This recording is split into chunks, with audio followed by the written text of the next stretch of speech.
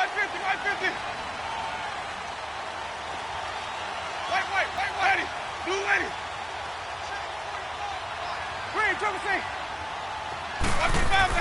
First down, Winston. And he fires one that's intercepted. Picked up by Deion Jones, the linebacker. And his guys will take over at the 25-yard line.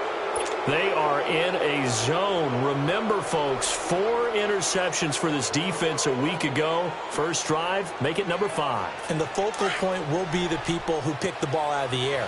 But let's not forget, to make that happen, it has to be an excellent pass rush, terrific coverage where they are plastered to the receivers, and then, of course, taking it away, making the catch, and going in the other direction. That's going to go as a loss of a yard, and it'll be second down. Nice play right there to stop him behind the line, but I want to see how this defense continues to play him here in the first half.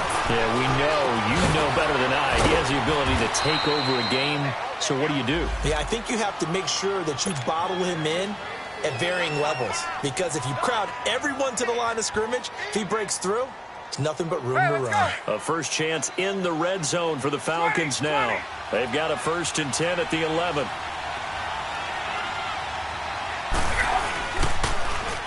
They run, Devontae Freeman. And this play goes nowhere, losing yardage back to the 15. That's going to go as a loss of 4, and it'll be second down.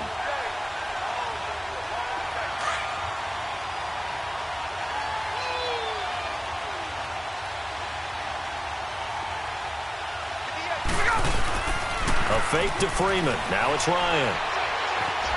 Eluding the pressure right. His throw caught at about the 5. And he'll be brought down this time at the 5-yard line. They'll wind up getting 10 back as that sets him up for third down.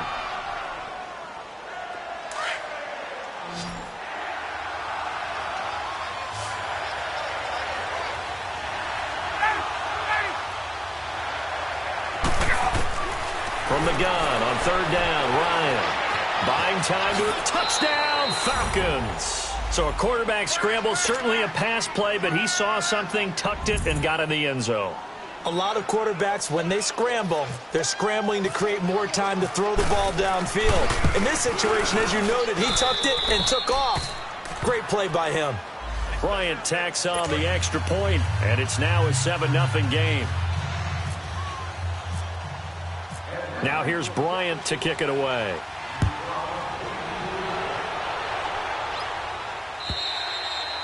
And this will be a touchback as that sails over the end line. Now the Buccaneers offensive unit back out on the field. And the magnitude of this game, everybody knows it. The fans, obviously the players and coaches, there's just with them a palpable buzz right now. They know they control their own destiny.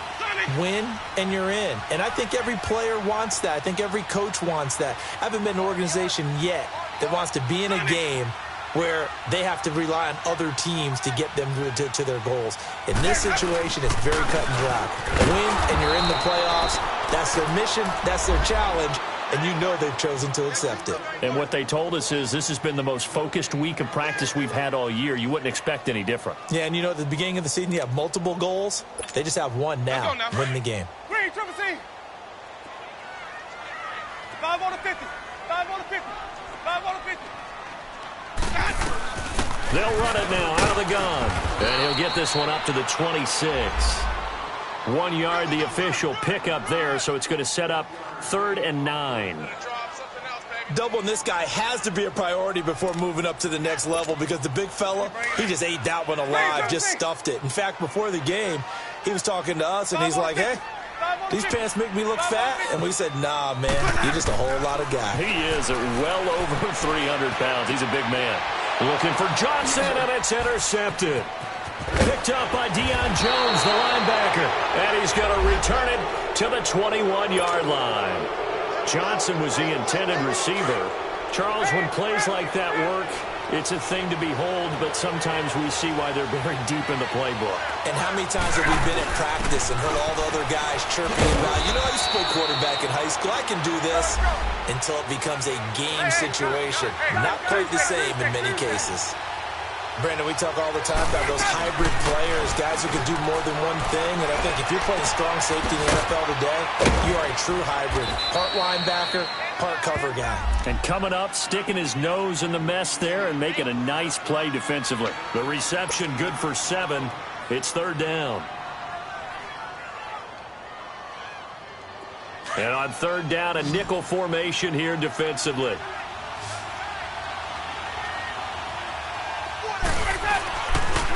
Now the pitch to Freeman. And he'll fight his way down right around the 12. Give him a yard on the play, and he's definitely short. It'll be 4th down and a few inches. We haven't seen much from him running the football here in this first quarter. No, you're right about that. We haven't seen much of him at all so far. They stacked him up pretty well, but when you're trying to run the football, sometimes you got to play the long game. Keep handing it to him, and some of those runs that aren't working now, they turn into 6, 7, 8, and maybe more later on. And Freeman lost the football, and it's picked up by the Buccaneers. And a big turnover there as his guys will get the football back. And hindsight 2020, I think they probably should have gone for the field goal, right? The 3 points would look really good.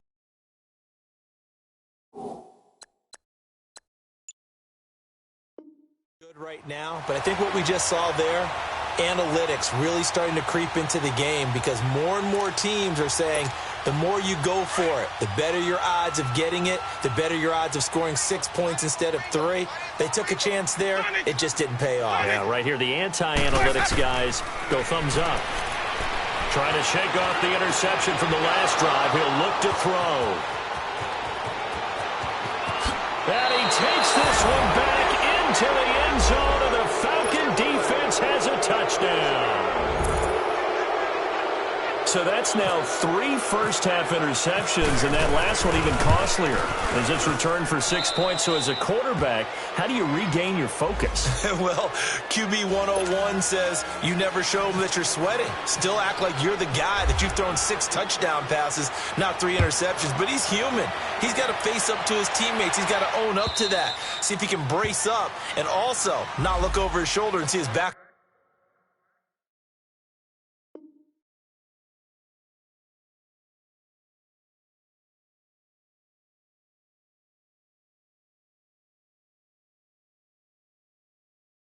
Starting to warm up. It's going to be a tough one for him.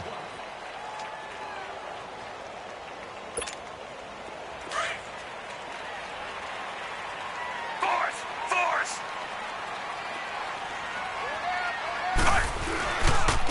They'll run it. This is Muhammad. And he's able to plow forward up to about the 29, just shy of the 30. And Duke Riley will get credit for the tackle. When we see those runs to the perimeter, when we see those runs to the edge, we think about big breakers, don't we? In this case, it was a modest gain, but it does open up possibilities here on 2nd down. Force!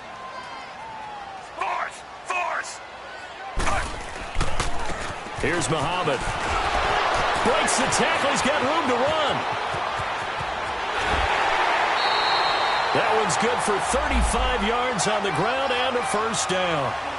Well, they came into this game saying it was important that they set the tone and show that they can run the football.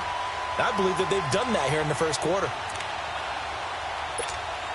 From Falcon territory now, here's 1st and 10 at the 36. Set! Move, 45! Move, 45! A first down throw for Fitzpatrick. He's just going to dump this one off to his fullback out of the backfield. And he gets it down to the 32. 4 yards on the pickup, and it'll bring up a 2nd down. And the big guy catches the ball out of the backfield, and oftentimes that's quite a surprise to guys playing defense because not ordinarily thought as a pass catcher, it often works when they decide to dial it up. 4 yards on that last completion, so that sets up 2nd and 6.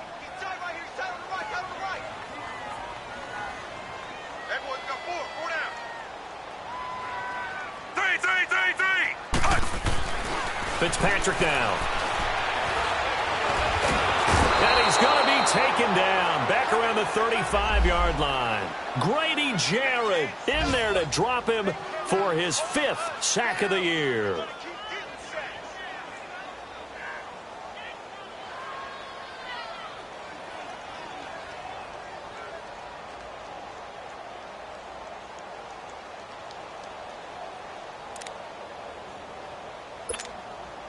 Got to get to the 26 for a first. This is third down.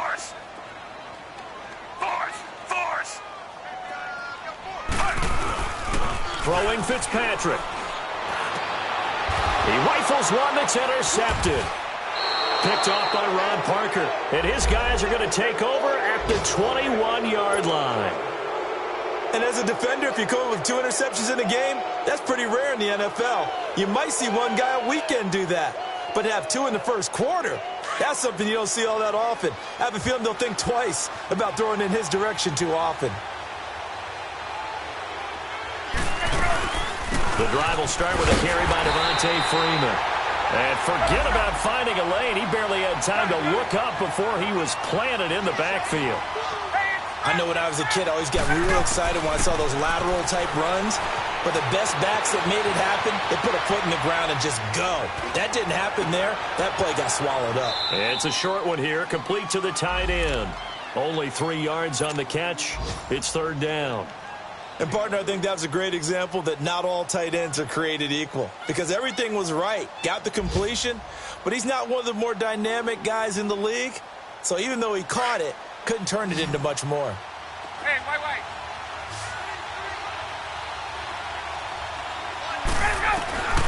On third down, Ryan.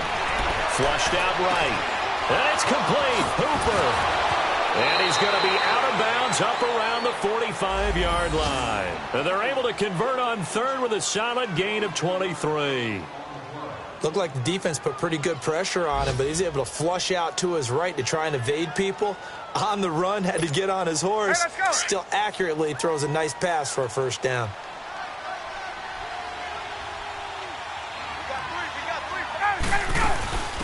The former Indiana Hoosier here, Tevin Coleman. A beautiful spin and room to run. And he's going to get this all the way down inside the 35. That's good for 21 yards and a first down. I know that play went to the left side, and that's what it was designed to do, an outside handoff there. But how about the whole offensive line being involved? Seal the left side where the play was going, what they call play side. But how about on the back side? Just taking care of business to make sure no one can get there and disrupt it. Is the biggest key to left tackle? Without a doubt. Control that edge. Get out there. You want that left tackle. If you bring your tight end over there, either way, control the edge of the line of scrimmage, you got a chance to rumble.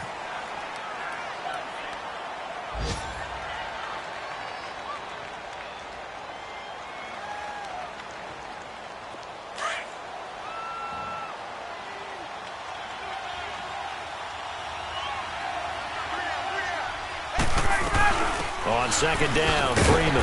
And that play going absolutely nowhere as he's belted before he could get out of the backfield. He lost 2 there, and it's third down.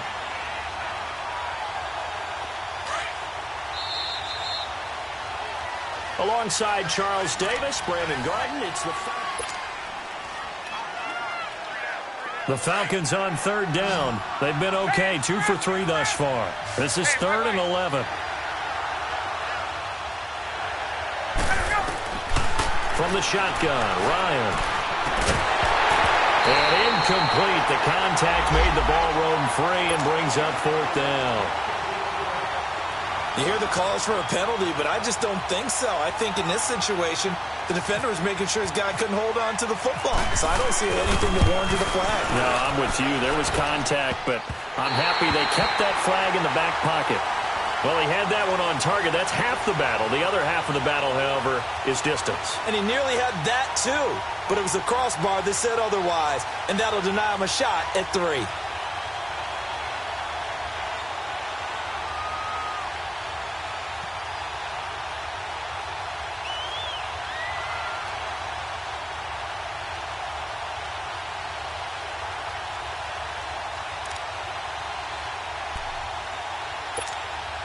So the long field goal misses, and now the reverse. You're in a tough spot defensively. They'll start the drive at the 43. They'll run with Muhammad, and he's going to take this one up only to about the 44-yard line. The tackle made there by Tack McKinley. They tried a quick hitter inside, but that one was swallowed up because what they're hoping, those big defensive linemen will take the bait and move laterally and open up a crease that they can run through. Didn't happen on that play. Second down, Fitzpatrick. Jackson's got it over the middle. Able to corral him right at the midfield.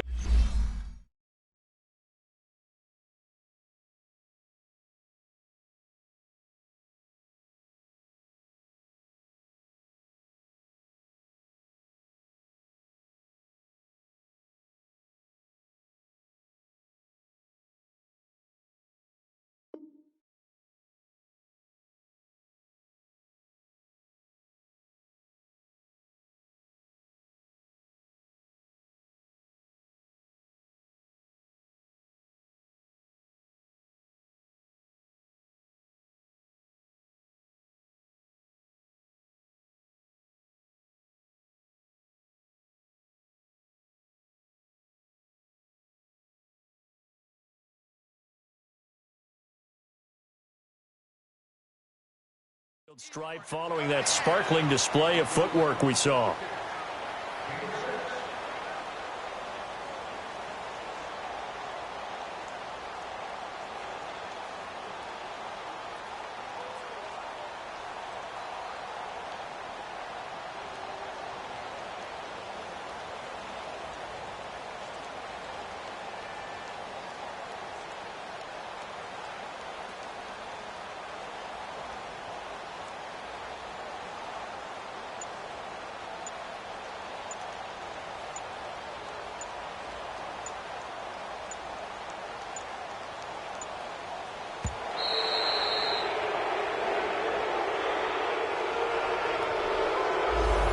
Set him back 5.